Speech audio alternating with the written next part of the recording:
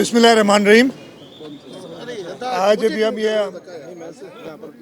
Election commission Pakistan Sindh के दफ्तर में आए हैं। 9 मार्च को सेनेट का इलेक्शन होना है, सूबाई असम्बली सिंध में जो एक सीट खाली हुई है उसका, और इस सिलसिले में आज पाकिस्तान पीपल्स पार्टी की तरफ से नॉमिनेशन फॉर्म सबमिट करने आए हैं। पाकिस्तान पीपल्स पार्टी की लीडरशिप ने निसार अहमद खोड़ो साहब को नॉमिनेट किया है। उन्होंने टिकट के लिए अप्लाई किया और उनको सेनेट का टिकट दिया है पार्टी की तरफ से। और उनके साथ साथ जनाब गुल मोहम्मद जखरानी साहब और जनाब आजिज़ धामरा साहब ने भी पार्टी की हिदायत के मुताबिक आज अपने नॉमिनेशन फॉर्म्स जमा कराए हैं। इंशाअल्लाह ताला 9 मार्च को इलेक्शन होंगे। 8 मार्च को हम इस्लामाबाद पहुंचेंगे और इंशाअल्लाह 9 को सुबह फिर इधर सिंध असेंबली में निसार अहमद खोड़ो साहब को कामयाब करेंगे, सारे एमपी समेत। अच्छा, सीएम साहब ये बता दें, सूरत हाल जो है कराची की बिलखुसूस हम देखते हैं अमन व अमान की जो रोज़ ब रोज़ बिगड़ती जा रही है। पहले तो सिर्फ छीना झपटी तक बातें थी, अब तो जो है लोगों की जानें भी इसमें जानी शुरू हो गई हैं। तो ये सूरत हाल कब तक जो है बेहतर हो जाएगी? देखिए, इसी से रिलेटेड है क्योंकि वज़ीर दाखिला आप हैं और आप क्या समझते हैं सर दिगरगुम हालात में मैं बता रहा हूँ, और अमन की सूरत दिन ब दिन बिगड़ती मैं जा बता रही है। रहा हूँ, हमारे साथी भी जो है ना उसके मैं वही बता रहा हूँ। सबसे पहले तो कल जो वाक़या हुआ था समा टीवी के प्रोड्यूसर, सीनियर प्रोड्यूसर, वो उनकी डेथ हो गई थी। एक वाक़या था जहाँ पे छीना झपटी और डकैती हो रही थी। उस बहादुर शख्स ने उनको बचाने के लिए आए और वो डाकुओं ने वो हलाक किया। इस सिलसिले में आपको ये बता दूं कि हम 3 और 4 डिफरेंट लीड्स पे काम कर रहे हैं और मुझे पूरा यकीन है कि इस अंदोनाक वाक़े में जो मुलव्विस हैं उनको हम गिरफ़्तार कर लेंगे जल्द। तो इसके साथ साथ आपकी बात बिल्कुल दुरुस्त है कि, और ये मैं पहले भी कह चुका हूँ कि हमारे लिए काफ़ी तशवीश की बात है जो पूरे मुल्क में और कराची में ख़ास तौर पे इस वक्त। और लेकिन ये बात मैं आपको ये बता दूं कि लॉ एंड ऑर्डर की सिचुएशन जो ख़राब हुई है बाकी शहरों में भी है, मुल्क के बड़े बड़े शहरों में, बाकी सूबों के भी। कराची में ऑब्वियसली सबको तशवीश है, बड़ा शहर है, और इस सिलसिले में हमने हाल ही में कुछ इंतज़ामात, कुछ चेंजेस की थी ताकि हम इस पे काबू पा सकें। और उस पर हमारी पूरी कोशिश है कि इन वाक़यात को और ना हो। वजूहात के बारे में भी मैंने बात की थी। अक्सर जगह पे ऐसे लोग भी इन वाक़यात में शामिल होते हैं जिनकी जो इस वक्त माशी हालात मुल्क में हैं उस सिलसिले में जो इश्यूज़ हैं उस वजह से। लेकिन इन चीज़ों को बालातार रखते हुए ये हुकूमत का सबसे अव्वलीन फ़र्ज़ है कि लॉ एंड ऑर्डर मेंटेन करे, और उस सिलसिले में पुलिस को ज़रूरी हिदायत जारी की हैं और हम क्लोजली वॉच कर रहे हैं। पूरी उम्मीद है कि इसमें बेहतरी आएगी लॉ एंड ऑर्डर सिचुएशन में। जो हमने टेक्नोलॉजी इम्प्रूवमेंट्स करनी है सेफ सिटी के हवाले से, वो भी अब फाइनल मराइल में। उसमें काफ़ी इश्यूज़ हुए थे, यहाँ पूरे बताने बैठूँगा तो टाइम लगेगा। लेकिन आपकी जो तशवीश है, सबकी तशवीश है, हमारी भी तशवीश है लॉ एंड ऑर्डर के बारे में, और कोशिश है कि इसमें जल्द बेहतरी लाई जाए। अच्छा सीएम साहब, ये फरमाइएगा कि पहले जब बताया गया था कि जब कराची ऑपरेशन हुआ था कि उस वक्त जो है वो टारगेट किलिंग्स के लिए जो यहाँ पर स्लीपिंग सेल्स थे वो इन्वॉल्व थे, राग की यहाँ पर जो है वो इन्वॉल्वमेंट थी। लेकिन अब बताया जा रहा है कि माशी हालात ख़राब हैं, इसकी वजह से ये तमाम सर्ज आया है स्ट्रीट क्राइम्स के अंदर। तो इस तरह तो लोग लूटते रहेंगे, वजूहात सामने आती रहेंगी, कोई मुस्तकिल हल क्यों नहीं निकल रहा है सारे मामले का? वजूहात आपने एक सेकंड इसी में थोड़ा सा मिला लें, मुस्तकिल वज़ीर दाखिला सिंध का आप क्यों नहीं किसी को तैनात करते? इतने काबिल लोग आपके पास हैं, क्योंकि आपके पास पहले से ही ख़जाने का बर्डन है, दीगर बर्डन है, पॉलिटिकली भी आपका एक किरदार है। मेरे पास सारे बर्डन है। सबसे पहले तो आपको बता दूं, एज़ वज़ीर आला मेरे पास सारी जिम्मेदारी मेरी है। वो जिम्मेदारी मैं उठाने के लिए तैयार हूँ। पार्टी ने मुझे वो जिम्मेदारी दी है। चाहे वो एजुकेशन में कोई इशू हो, क्या वो आप मुझसे सवाल नहीं करते क्या? या कोई हेल्थ में इशू के सवाल नहीं करते? तो सारी जिम्मेदारी और चीफ मिनिस्टर पे होती है। आइन के मुताबिक भी चीफ मिनिस्टर जो है वो फिर आगे डेलीगेट करता है अपने पावर्स। खैर उस चीज़ ये अलग की बात। ज़रूर पहले जो हम कहते थे या जो बात जाहिर हुई टेररिस्ट एक्टिविटीज़, उसमें वो स्लीपर सेल्स और वो लोग, वो टेररिस्ट ऑर्गेनाइजेशंस, उनका ख़ात्मा किया। उसमें पुलिस ने बहुत बड़ा किरदार अदा किया।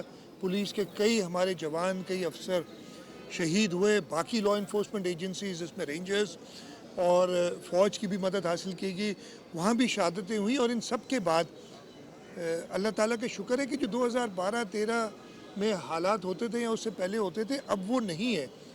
लेकिन ये नया जो एक शुरू हुआ है स्ट्रीट क्राइम, और उसकी वजह से लोगों की जानें ज़ाया हुई हैं, ये भी बहुत, जैसे मैंने कहा, तशवीश की बात है। और इसकी एक वजह बिल्कुल क्लियर है कि माशी सूरत हाल जो वो वजह है। तो इसमें कोई मैं एक्सक्यूज़ेस नहीं ढूंढ रहे हैं, लेकिन मैं कह रहा हूँ इनके बावजूद जिम्मेदारी हमारी, और इंशाल्लाह उसको पूरा करेंगे। सीएम साहब सिंध जे तालीमी इदारनि में तो भला ही छो था पुछो साईं, त मूंखे चयो त तालीमी इदारनि में अच्छा। हिरासमेंट जा जेके आहिनि उहे केस ॾींहों ॾींहुं वधनि पिया। हिकु त अमन अमान जी सूरत हाल ख़राबु आहे, ॿियो वरी सूबे में हिरासमेंट जा अचानक केस जेके आहिनि उहे वधी विया आहिनि।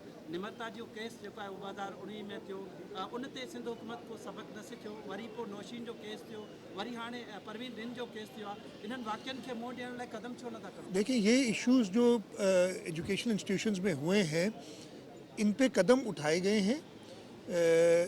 इन सारों के ऊपर आपका जो डिफरेंट केसेस थे, जुडिशल इंक्वायरीज बैठी हैं।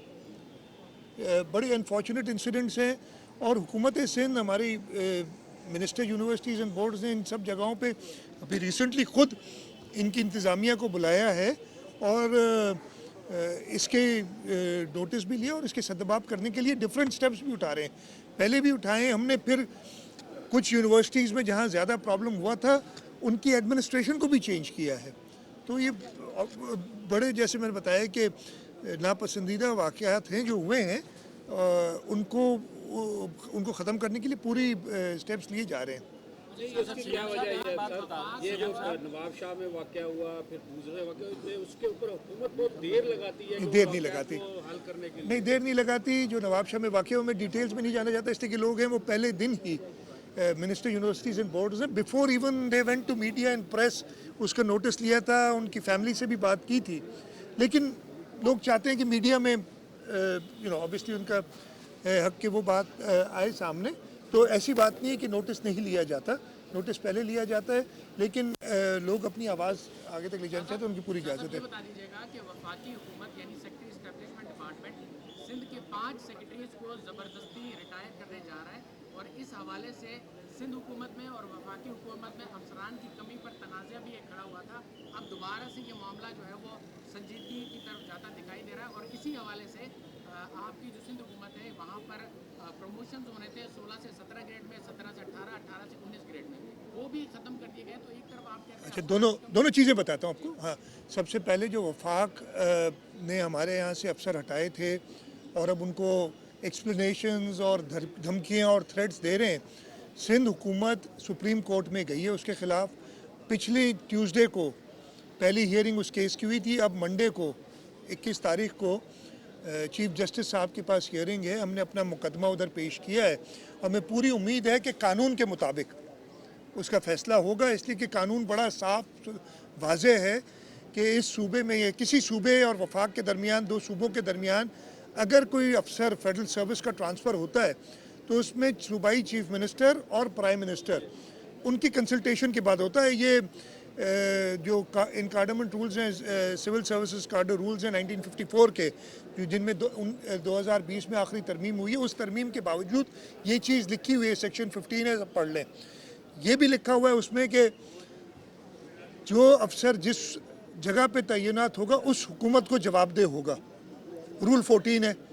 ये भी आपके सिविल एफिशिएंसी और डिसिप्लिन रूल्स में लिखा है कि आप डायरेक्टली किसी सिविल सर्वेंट को नोटिस या एक्सप्लेनेशन इशू नहीं कर सकते, आप चीफ सेक्रेटरी को कहेंगे सूबाई। ये सारे कानून में मौजूद है, और हम ये सारी चीज़ें लेके सुप्रीम कोर्ट में गए। दूसरा, आपने जो प्रमोशंस की बात की, ऐसी मैं वाजिया करता हूँ, ऐसी कोई बात नहीं है। मैंने जितनी, देखिए, किसी के कहने पे प्रमोशंस नहीं हो जाती कि मैं आज 16 ग्रेड में, मुझे 18 में होना चाहिए। बिल्कुल कानून के मुताबिक जितनी प्रमोशंस मेरा ख्याल है पिछले 5 साल में हुई हैं, हमने जो वफाक ने 20 ग्रेड की पोजीशंस छोड़ दी थी, उन पे भी एक्स PCS और PSS अफसरान के अंदर एक तस्फिया करा के, इसलिए पहले XPCS की शेयर बहुत ज़्यादा होती थी, वो तस्फिया करके वही प्रमोट किया, तो इसमें कोई हकीकत नहीं है। बोर्ड हो रहे हैं अभी मैंने 10 दिन पहले बोर्ड किया था और अभी मार्च के महीने में फिर बोर्ड होगा। जितने बोर्ड, एक आखिरी चीज़ में एक से निसार साहब भी ज़रूर बात करेंगे। एक चीज़ और मैं बता दूं, कल मैंने वो मीडिया में भी आया है, उसको ज़रा वाजे कर दूं और बता भी दूं आपको सबके सामने कि 17 तारीख को हमें वफाक से 2 किस्तों में पैसे मिलते हैं जो NFC के। NFC का पैसा ट्रस्ट में जमा करती हैं, इन सूबों से जमा करती है वफाक, कहीं और से नहीं लाती। और ये आइन में और फिर NFC अवार्ड में लिखा है कि किस सूबे का कितना हिस्सा होगा। उस हिसाब से 17 तारीख को हमें तकरीबन 34-35 अरब रुपए जमा इन्होंने देने थे, जो हमसे कलेक्ट किए थे, सूबों से कलेक्ट किए थे। हमें एक शॉक मिला जब 17 तारीख की शाम को पता चला और 18 को कंफर्म हुआ जब बैंक से पता किया, स्टेट बैंक से, कि उसमें से 32 अरब रुपए काट दिए हैं। जब मैंने पता किया तो पता चला कि फाइनेंस मिनिस्टर साहब की अप्रूवल से काटे हैं।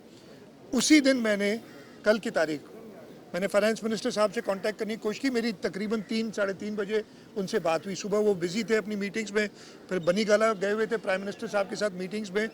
3-3:30 बजे के करीब मेरी उनसे बात हुई और जब मैंने उन्हें कहा तो उन्होंने खुद हैरानगी का इजहार किया कि अच्छा पैसे काट दिए, ये लफ्ज़, अच्छा उन्होंने ये डिडक्ट कर लिए। मैंने कहा जी एड सोर्स डिडक्ट कर लिए। कहते मैंने तो कहा था कि इसको हल करें मसले को, और उन्होंने मुझसे ये वादा किया है कल कि मैं इस पे कुछ करता हूँ, मैं देखता हूँ, मैं इंतज़ार कर रहा हूँ। कल एक सेकेंड, मैं इंतज़ार कर रहा हूँ। FBR की जो हरकतें हैं ना, उस पर तो बड़े मुकदमे, इसलिए कि 7 अरब रुपए जो हमें इन्हें वापस कर दें अपने ऑर्डर के मुताबिक, जो उन्होंने एडवांस इनकम टैक्स लिया था व्हीकल, उसमें 1 अरब वापस किया अपने पिछले 1.5 साल में। कहते हम किस्तों में देंगे, गरीब हैं, आहिस्ता आहिस्ता देंगे। हमारे 32 अरब रुपये उन्होंने एक झटके, आप खुद सोचें, हमारा मंथली सैलरी बिल 50 अरब से ऊपर का है और उसमें अगर 32 अरब रुपए काट लें तो हमें एक मुश्किल हो जाएगी, और मुश्किल में है इस वक्त। वफाक को भी रियलाइज़ करना चाहिए।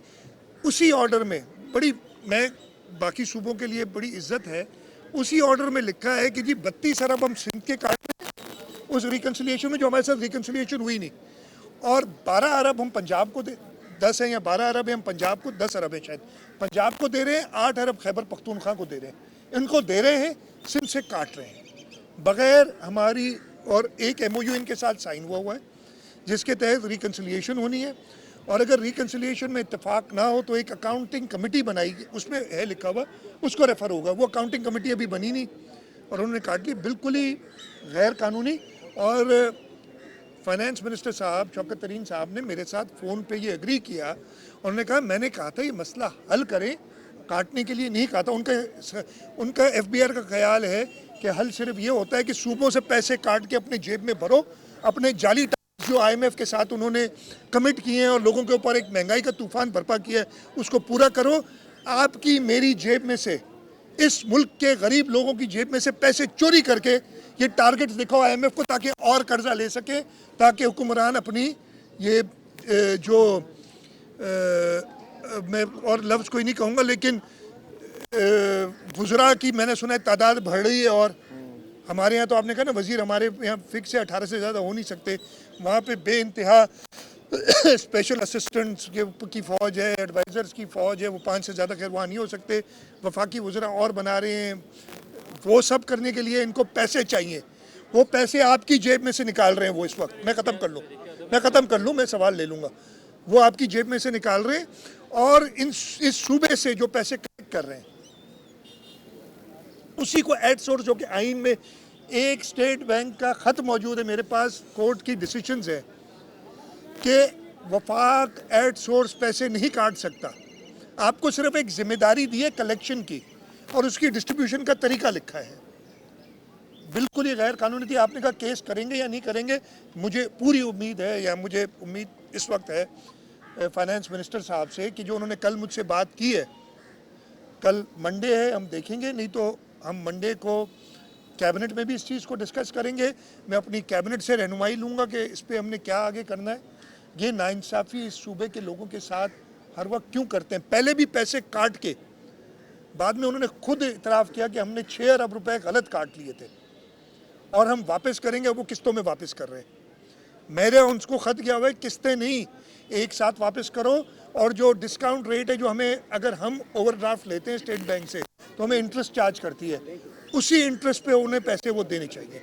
आखिरी सवाल कर ले, फिर निसार साहब कुछ बोलेंगे। अच्छा, एक आखिरी सवाल ये है कि आप कर चुके हैं। वज़ीर दाखिला है, मोटरसाइकिलों में चिप लगेगी, मोटरसाइकिलों में मेरे चिप भाई लगाएगी, अभी सवाल दूसरा उसका जी। क्या हुआ? यार आते भी इसको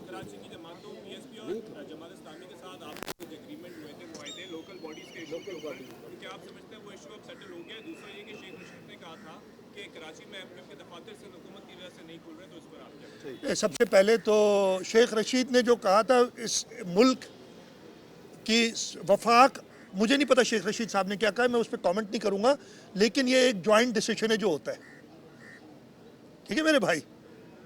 मुझे नहीं पता शेख रशीद अगर उस डिसीजन से बाहर थे तो मुझे उसका नहीं पता। बाकी आपने कहा जो लोकल गवर्नमेंट में हमारी लोगों के साथ हुई है निगोशिएशंस, कल हमारी कैबिनेट मीटिंग है और हमारी ये कमिटमेंट है कि जो बातें हमने उनके साथ की हैं वो कल कैबिनेट में करके हम असेंबली में पेश करेंगे। हमारी असेंबली के अंदर भी सारी जमातों के साथ मीटिंग हुई और हमने कहा है कि मज़ीद जो भी, अगर ये नहीं कि जो वो कहेंगे वो मान ली जाएंगी, हम बातचीत के लिए तैयार हैं और मज़ीद अगर इसमें कोई तरामीम कंसेंसस जिन पे होता है, अगर होती हैं तो हम करने के लिए वो तैयार हैं।